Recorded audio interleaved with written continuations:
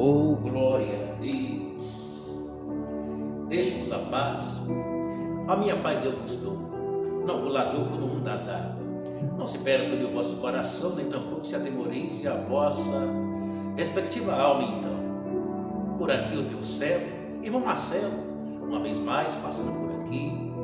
Glória a Deus, para deixar uma reflexão no Evangelho de Jesus Cristo, que escreve o presbítero, discípulo, apóstolo João, nesses vídeos de ministrações em forma de ensinamento, ou oração, ou pregação. Glória a Deus, nós estamos aqui para continuar abençoando a tua respectiva vida, tanto aqui, quanto ali, quanto acolá. Amado, veja o que diz aqui a palavra do eterno Deus, no capítulo 2 do Evangelho de Jesus Cristo, que escreve o mestre João, então. Olha, tem 25 versículos do capítulo 2 do Evangelho de João, um total de 21. Mas vamos relatar um pouco aqui, alguns versículos do capítulo 2, um total de 25. Vamos ler então, vou ficar, glória a Deus, com alguns versículos dele, inclusive do 1 ao de número 12.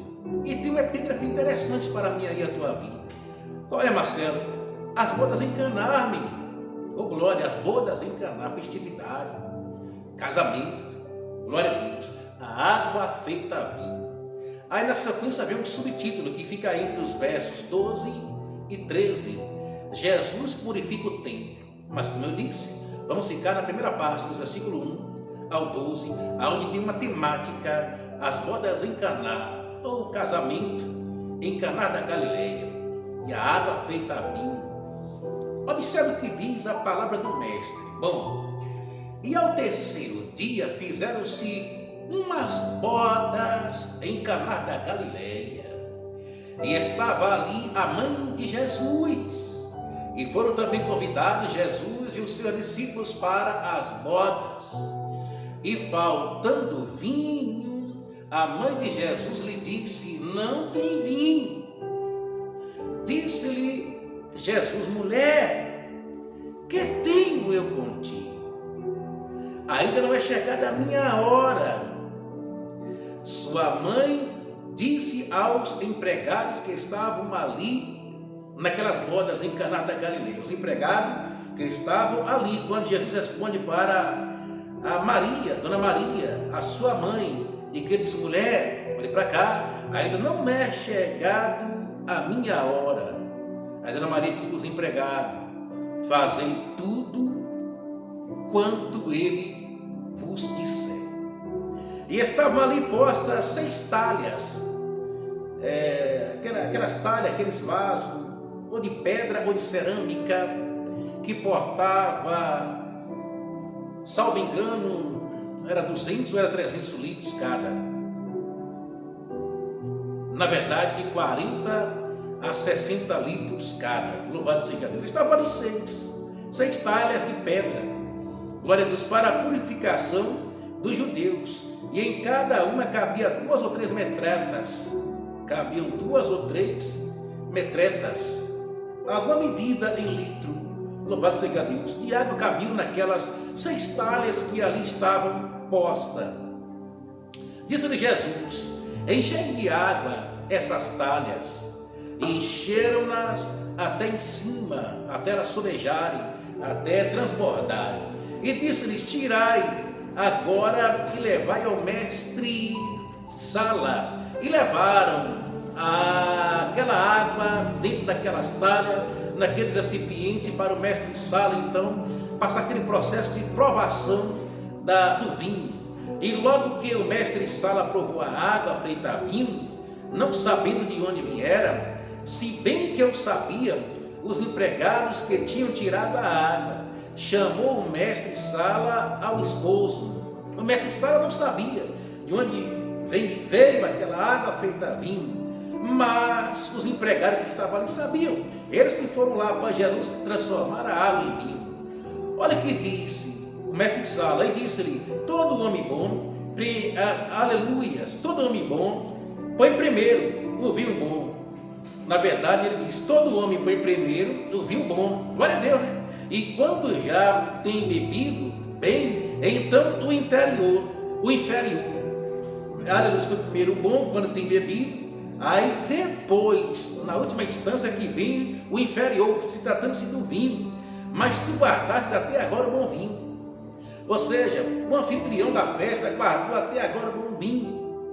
A noiva que estava ali para casar guardou. Os empregados guardaram, o mestre Salas guardou. Glória a Deus. O mestre Salas, na verdade, provou do melhor vinho que estava guardando ali até agora. Só que tudo isso por conta de Jesus. Glória a Deus. Jesus principiou assim os seus sinais em Caná da Galileia e manifestou a sua glória. E os seus discípulos creram nele. Os seus discípulos creram nele por ele ter manifestado a sua glória, ter principiado assim os seus milagres e sinais, a começar pelo casamento em Caná da Galileia. Louvado seja Deus. Depois disso, desceu a Cafarnaum. Observe isso aqui. Depois disso, desceu a Cafarnaum. Ele quem? Jesus. Dias mais dias, desceu a Cafarnaum, agora acompanhado de sua mãe, Dona Maria, e seus irmãos e os seus discípulos, e ficaram ali não muitos dias. Observe que depois disso, Jesus desce a Cafarnaum, e eles ficaram ali em Caná da Galileia, depois do acontecimento das águas feitas vinho, da celebração do casamento. Não poucos dias, e logo de imediato partiram para Cafarnaum. Está aqui na palavra, João capítulo 2, versículo de número 12. Glória a Deus. Só que Jesus, ele não desce de Caná sozinho. Jesus sempre procurou andar acompanhado. Não é bom homem ou mulher de Deus andar só. Você tem que andar não só reunidos, mas unidos. Jesus, ele não andava só, nem no sentido físico material, da matéria. Depois disso, ele desceu a Cafarnaum. Quem foi com ele? Sua mãe. Quem mais? Seus irmãos. Ah, Marcelo, não estou entendendo. Jesus teve irmão de sangue biológico? Claro que teve. Marcelo, ele não nasceu da Virgem Maria? Claro que nasceu. Só que a Virgem Maria não permaneceu virgem após Jesus nascer. Ela consumou o ato do casamento com José. Observe o que você viu aqui no versículo 12, quando Jesus desce de Caná da Galileia para Cafarnaum, ele não vai só. Quem que vai com ele? Sua mãe e seus irmãos. Quem é os irmãos de Jesus, Marcelo? Vou lhe mostrar agora. É só você voltar comigo. Nós estamos em João, volte em Lucas e chegue em Marcos, capítulo 6, versículo 3. Não é este o carpinteiro, filho de Maria e irmão? Olha aí, não é esse carpinteiro, filho de Maria e irmão? Olha aí, os irmãos de Jesus. Tiago, 1. José é o segundo, 2. Judas não foi o que traiu, não. É o terceiro irmão de Jesus. E quem é o quarto? Simão. Irmão de sangue, irmão biológico. Porque após Jesus nascer, glória a Deus, Maria entrega a José. E eles vão consumar o seu matrimônio, o seu laço matrimonial, o casamento, como sinal para o sinal, a glória a Deus, o relacionamento íntimo entre marido e mulher. E nesse relacionamento, nesses X anos que eles vivem, tem 4 irmãos Jesus. Não é só Jesus, vai ter 4 irmãos de sangue. Louvado seja Deus, eu citei aqui. Na verdade, Marcos citou. Eu estou reproduzindo aqui o que está na Bíblia Sagrada, Evangelho de Jesus Cristo, que escreve Marcos. Quem é os irmãos dele? 4. Quem é? Tiago, 1. José 2, Judas 3, não é os Iscariotes, é outro Judas, é aquele Judas que escreve a carta de Judas antes de Apocalipse, o penúltimo livro, ou epístola da Bíblia. Glória a Deus. Olha, Simão 4. E outra coisa, e não estamos aqui no versículo 3, menino, de Marcos 6, a penúltima parte, e não estão aqui conosco suas irmãs?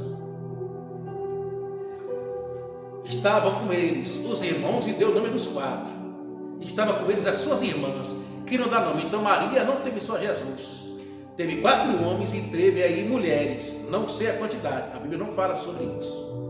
Glória a Deus. Então, e outra coisa, vinha para cá, João capítulo 2, versículo 2.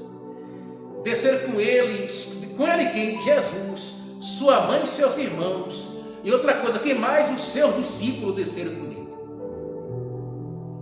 Aí alguém diz assim: ah não, mas é porque Jesus considera o mundo inteiro como irmão. Você não está errado no seu requisito, na sua fala. Mas quem é que é irmão de Jesus? Todos aqueles que procuram fazer a sua vontade, agradar a Deus, a sua palavra. Agora, se eu não procuro fazer a sua vontade, se eu não procuro agradar a Deus, se eu não procuro andar de conformidade com a sua palavra, eu posso ser irmão de Jesus? Não. Se eu decidir votar ao contrário e quiser abraçar a causa do Evangelho, na obediência, na sujeição, na submissão, eu sou. Mas aqui está falando de sangue mesmo, de sangue mesmo.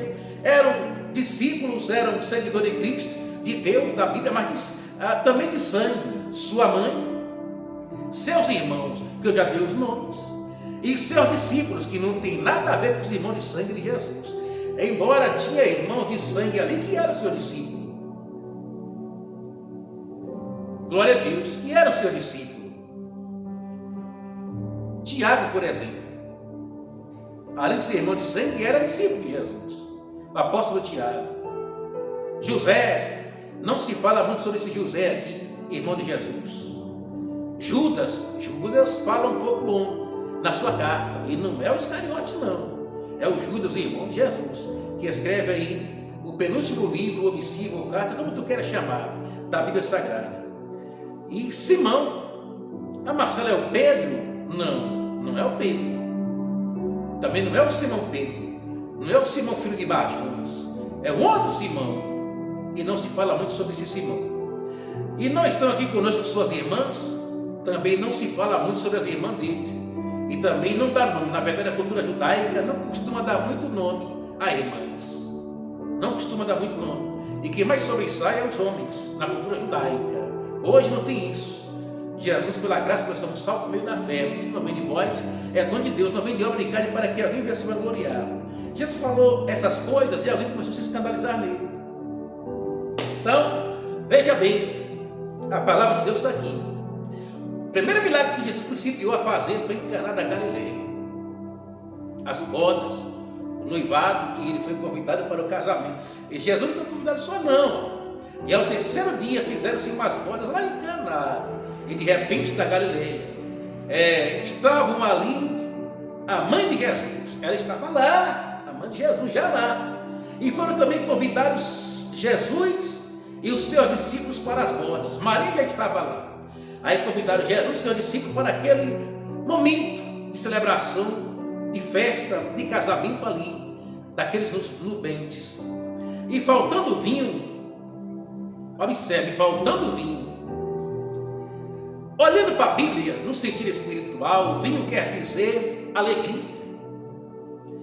Observe aí, chegar a ponto do momento de faltar alegria em alguém. Não é nada legal, não é nada bacana faltar vinho dentro de você, dentro de mim, dentro da nossa família, dentro da nossa casa. E eu lhe faço a pergunta, não precisa responder. Tem vinho dentro desse odre aí que é você? O que é odre? O odre é um saco, possivelmente, na verdade sim, feito de couros de animais, ou de algum material, silicone, saco plástico. Isto é odre. E eu te perguntei, não responda. Tem vinho dentro desse odre? Esse odre é você. Mas eu não me refiro ao vinho literal, fisicamente, de ingerir. Não me refiro ao vinho, não. Propriamente na sua literalidade, não. Mas o vinho, simbolicamente, que é alegria. Tem alegria dentro desse odre que é você? Porque faltando o vinho, a mãe de Jesus lhe disse, não tem vinho. E é perigoso faltar vinho. Me refiro ao vinho da alegria, não esse vinho aqui. Outra coisa, Jesus transforma a água em vinho. Em nenhum momento nesse texto você vai ver que nem Jesus, nem Maria, nem seus discípulos, glória a Deus, beberam essa água após esse processo de ser transformado em vinho. Outra coisa, Jesus transforma a água em vinho, e aqui não passa por uma mecânica, um processo industrializado pelas mãos dos homens. Aqui não tem adição de cachaça ou outro tipo de bebida alcoólica. Simplesmente Jesus pede para alguém colocar 3 metretas de água, de 6 talhas, Glória a Deus. E você não vê aqui Jesus orar, você só pede para Jesus colocar. E quando Jesus pede, vai lá mostrar o mestre Sala, alguém pede para mostrar, eles levam. E a água ali já estava feita em vinho. Agora, você não vê aqui Jesus, nem Maria, nem o discípulo beber vinho. Ah, Marcelo, mas ele bebeu em outras ocasiões de Santa Ceia. E daí? Agora, olhe para cá. Eu quero que você me prove que tanto esse vinho aqui que foi transformado por Jesus, como aquele que ele distribuía na ceia com os 12. Eu quero que você me prove que ali tinha adição de bebidas alcoólicas. Se você puder me provar, louvado seja Deus, glória a Deus. E outra coisa, me prove outra coisa. Se Jesus com os discípulos beberam por excesso, ou acima da medida que é recomendável beber na Santa Ceia, como é que você me prove isso? Louvado seja Deus, se é que você tem como provar. Porque a Bíblia diz em 1 Coríntios capítulo 11, e eu lhe provo dentro da Bíblia, vou lhe reproduzir o que a Bíblia está dizendo. Louvado seja Deus, não é coisa minha que eu inventei agora, ou ontem, ou hoje, não está na Bíblia. Agora, se você não acredita, o que é que eu posso fazer? Só orar por você, para que Deus lhe dê graça, para que abra o seu coração. Santa Ceia, 1 Coríntios capítulo 11, versículo, aleluias, 34.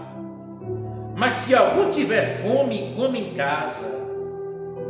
Santa Ceia não é para você comer um pão inteiro, não é para você comer um cesto de pão inteiro de uma única vez naquele momento de ceia. E até porque tudo por excesso vai te fazer mal. E até porque coisa por excesso, ainda que não tenha adicionamento pelo processo industrializado pelas mãos dos homens, tudo por excesso faz mal, até água. Por isso que Paulo está dizendo aqui, mas se alguém tiver fome, que come em casa. Para que vos não ajunteis para a condenação, quanto a demais coisas ordená-la-eis, quando for ter convosco. Quando ele fala de pão, de fome, fala também de sede. Na ceia, não é para você tomar uma garrafa de vinho, não é para você tomar, sei lá, 10, 15, um engradado de casco de vinho, não é para isso. Outra coisa, até onde eu sei, eu sou assembleano até o tutano, até onde eu sei, o que entra na igreja no momento da Santa Ceia não é vinho, é suco da uva, suco da uva. Louvado seja Deus, glória a Deus. Porque não entrar vinho tem um processo de industrialização, de processo de adição de bebidas alcoólicas. Agora, Marcelo, e como é que Noé bebeu e ficou bêbado? Sério, Noé bebeu vinho e ele ficou alegre, bastante alegre. Vinho na Bíblia significa alegria, só que Noé bebeu vinho por excesso. Mas por que ele embebedou? Louvado seja Deus, porque eu vou dizer, o suco da uva era extraído da vinha, no lagar, e ele passava um processo em esconderijo, glória a Deus, para um processo de fermentação. E se você extraísse o suco da uva naquele momento, você poderia beber uma taça, um copo, uma garrafa, você permanecia no seu estado normal. Mas se você viesse a ingerir por excesso, você já ficava alegre. Alegre até um ponto de, quem sabe, ir à toa, dar cambalhotas à toa, saltitar, pular, fazer coisas por excesso, daquilo que é normal você fazer, se você se enchesse bastante de vinho, tirado da uva, aquele suco. Imagine se ele tivesse um processo de fermentação depois de 30 dias acima. Alguém que diz, quanto mais o vinho velho, melhor.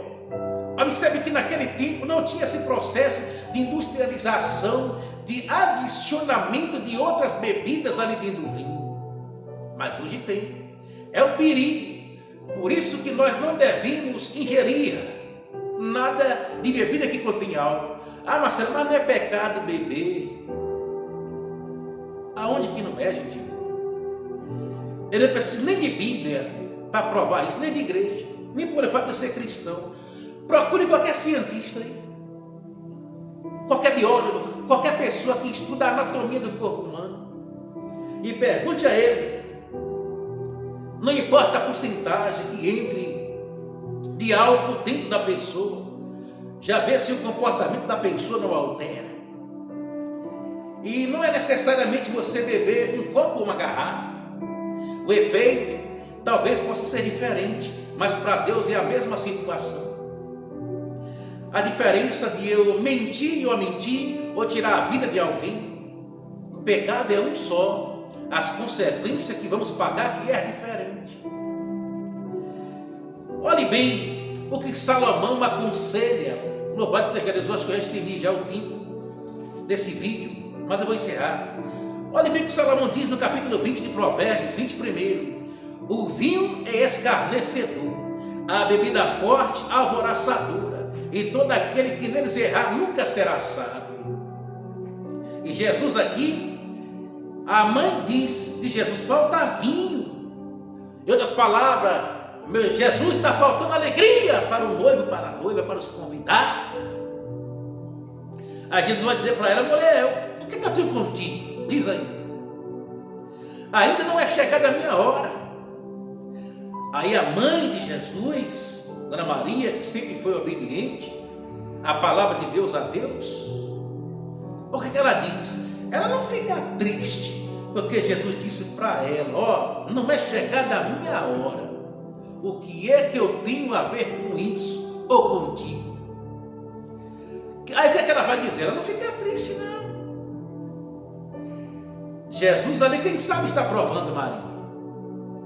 E hoje é que está, né? Você não pode provar ninguém, você não pode testar ninguém, você não pode disciplinar ninguém, você não pode exortar ninguém, você não pode falar mais alto com ninguém. Só a misericórdia de Deus, sem que muito nós estamos. Jesus volta logo. Louvado seja Deus. Sua mãe disse ao empregado, fazer tudo quanto ele vos disser. Foi isso. E Maria continuou alegre. Só falou para os empregados, eu já comuniquei a Jesus, já comuniquei a situação do vinho. E ele já me deu aqui, já me respondeu. A resposta que ele me deu é entre eu e ele, entre mim e ele, tá bom? Eu só peço a vocês que vocês façam tudo quanto ele pedir para fazer e mais nada, tá bom? E vamos nos alegrar, porque se vocês fazer o que ele pede para fazer, já a alegria está de volta. E não deu outra. Aqui, ó. E estavam ali postas 6 talhas, como eu já disse aqui, não vou falar mais sobre isso, para a purificação dos judeus. Aí Jesus disse, enche essas talhas aí com 3 metradas e traz para mim. Eles fizeram.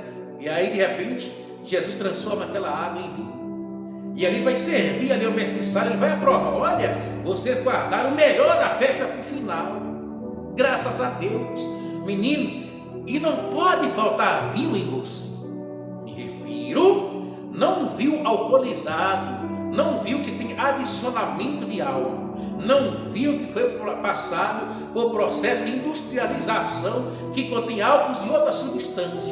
Quando eu me refiro vinho na Bíblia, é alegria. Não deixe faltar alegria dentro de você. E alegria não é só ficar com os dentes na rua o tempo todo, dando risada todo o tempo. Não, alegria. Se você tem paz, você é alegria. Se você tem prosperidade, você é uma pessoa alegre.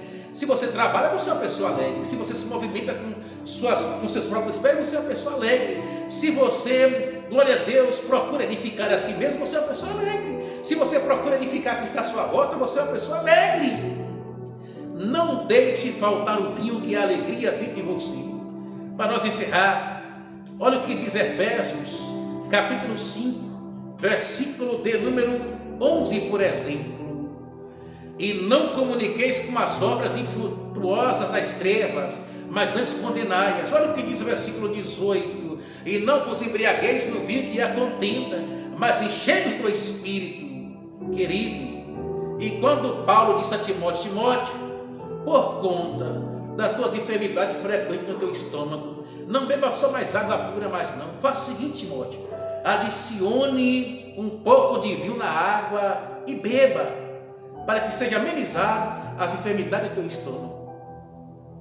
Paulo pede para Timóteo adicionar vinho na água. Glória a Deus. Se eu estou com um copo d'água, vou adicionar vinho sobre ela e vou colocar em algumas gotículas. Paulo não pede para Timóteo colocar, digamos, em um copo de água, 1 litro de vinho. Ao contrário, ele pede para Timóteo colocar em 1 litro de água um copo de vinho. Por que eu estou dizendo isso? Porque alguém vai tomar isso aqui como pretexto e vai dizer: se Paulo aconselhou Timóteo colocar vinho na água, então eu vou me encher. Eu vou me encher do método da Peroá. Eu vou me encher aqui de vinho. Eu vou ficar alegre. Observe. Está lá em 1 Timóteo, descubra lá. São 6 capítulos. Em um desses você vai descobrir que Paulo pede para Timóteo adicionar vinho na água. Vinho em um pouco de água. Quer ver? Para nós encerrar, 1 Timóteo, louvado seja Deus. Adicionamento de vinho na água. Louvado seja o nome de Jesus, que vive e reina para todo sempre. Me fugiu aqui agora a referência aqui. Se você não encontrar em 1 Timóteo, você vai encontrar em 2 Timóteo. Glória a Deus. Ele tinha uma enfermidade frequente no seu estômago. Louvado seja Deus. Mas Paulo aconselhou ele: não beba só mais água, mas coloque um pouco de vinho na água e beba. Me fugiu aqui. Mas está nessas 2 cartas. Se você não encontrar na primeira, que é 6 capítulos, você vai encontrar na segunda, que é 4 capítulos. Adicionamento de vinho na água. Timóteo não é mais água pura não. Era assim, ó, um copo de água, algumas gotas de vinho, 1 litro de água, possivelmente meio copo ou um copo de 200 ml de vinho. Por quê? Não era para ele colocar por excesso na água. Não, era um pouco para ajudar ou no paliativo ou na cura. Glória a Deus. Daquela situação que ele vivia no seu estômago. Meu amado, perdão pelo horário, mas eu te peço, se inscreva no canal, ative o sino da notificação na opção todas, deixe o teu comentário, deixe o teu joinha, o teu legal, passe adiante esses links dessas mensagens, ajude a divulgar essa palavra de Deus no mundo inteiro. Você não vai pagar nada, apenas com um clique. O meu interesse é esse, divulgar a palavra de Deus no mundo inteiro. Forte abraço, sinta-se todos abraçados pela pessoa e presença do Espírito Santo e pelo teu servo aqui, irmão Marcelo, e até a próxima, querendo Deus.